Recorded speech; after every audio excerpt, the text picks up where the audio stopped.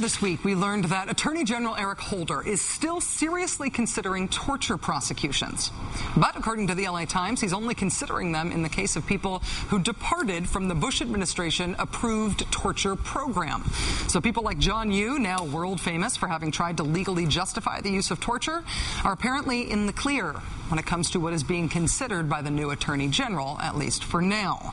But as these contours of a potential prosecution come into clearer focus, there is some fresh news about the men who designed the actual torture at the heart of the torture program. They are Bruce Jessen and Jim Mitchell. And today in the New York Times, they published the first half of a two-part series on the history of the torture program. The Times honing in on these two psychologists who created the torture protocol for post-9/11 prisoners and who apparently, working as contractors for the CIA, made millions of dollars for themselves in the process. Among these sensational revelations in today's report, neither had ever conducted a real interrogation prior to creating and overseeing the Bush administration program. Neither Jessen nor Mitchell had any particular knowledge of al-Qaeda. Neither Jessen nor Mitchell spoke Arabic or any of the other foreign languages that might be spoken by the subjects of their interrogations. Nor did either man possess any expertise on the culture from which these subjects would be coming. And neither Jessen nor Mitchell had ever done any relevant scholarship in the field. Dr. Jim Mitchell's doctoral work was to compare the effectiveness of diet and exercise to combat hypertension. And for his PhD, Dr. Bruce Jessen studied family sculpting, a therapy technique where patients arrange or pose their family members to physically represent their emotional relationships. These are the men the Bush administration chose to design and implement the Little Shop of Horrors interrogation methods that made the United States of America a practitioner of torture, about which we are still wondering whether anyone will be held to account. Joining us now is Malcolm Nance. He's the former master instructor and chief of training at the Navy's Survival, Evasion, Resistance, and Escape School, the SERE School. Mr. Nance is now a consultant on counterterrorism and terrorism intelligence for the U.S. government. Malcolm, thank you so much for coming back on the show. Good to be here, Rachel. The one part of these men's resumes that is related in some way to interrogation is that they were formerly psychologists at the SERE School. Did you know them at all during your time as a SERE instructor?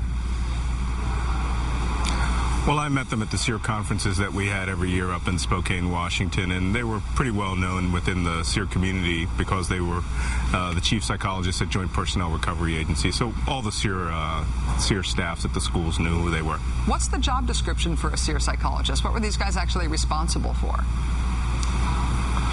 Well, there's two different worlds with relation to that. JPRA, being the parent agency and the executive agency of the SERE program, they developed and designed training and curriculum and standards based on knowledge which was collected in various hostage takings and prisoner of war situations. However, the staff psychologists at the SERE schools themselves, they were there really for stress management and the mental health of the staff and the students who went through the program.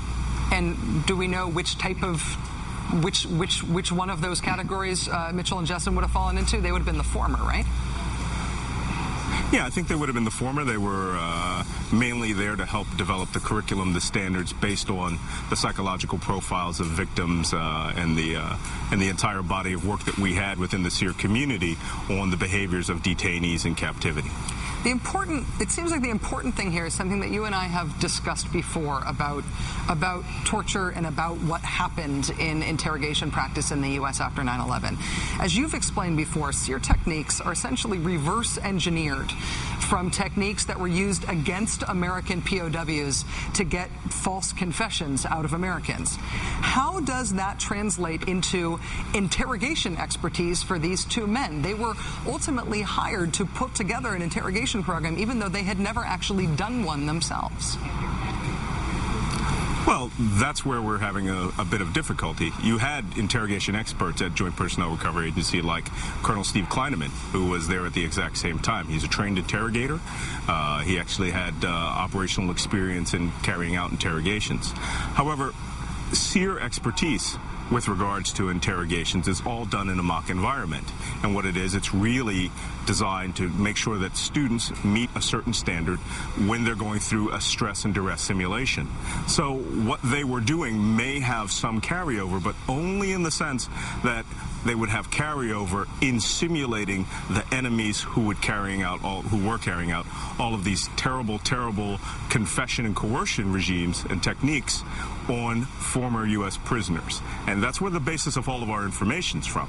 They are regimes which were carried out by the communists, the Khmer Rouge, the fascist Nazis, and applied against U.S. citizens, service members, and that body of knowledge came to the SERE community, and that is what was being simulated.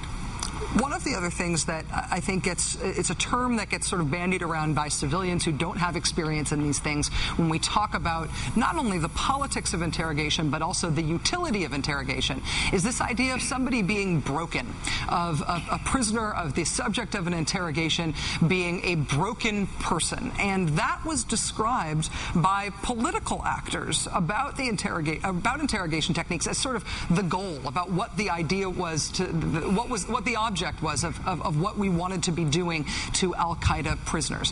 Does breaking a person in interrogation terms make sense if what you're trying to do is get real information out of them? That's a really key point that you're hitting on here. The process of breaking, quote unquote, a prisoner is not something that interrogators do. Interrogators really don't want to break you down as a human being and take away all of your ability to think and reason and give a coherent answer. That was something that was developed by totalitarian and hostile regimes who saw that a confession is what they wanted out of you. They didn't care whether you had done it or not.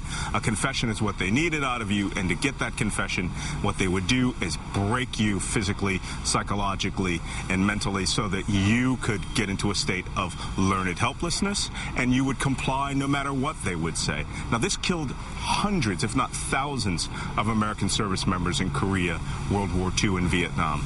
And this is not something which any real interrogator would want to try, because, of course, at that point, you were not getting information, you were just getting compliance. And any idiot can comply, and that makes no intelligence whatsoever. And it's that which apparently these two psychologists had experience in, and they didn't have experience in real interrogation, and yet they were called on to put this interrogation tech program together. Malcolm Nance, former chief of training at the SERE School, invaluable insight here. Thank you so much for joining us. It's my pleasure.